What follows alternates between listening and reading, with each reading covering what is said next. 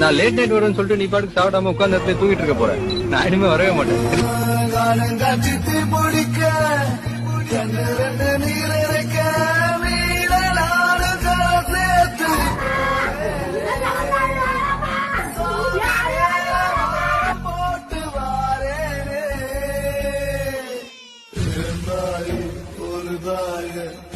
பத்து 12 வருஷத்துக்கு முன்னாடி எப்படி இருந்த பங்காளி?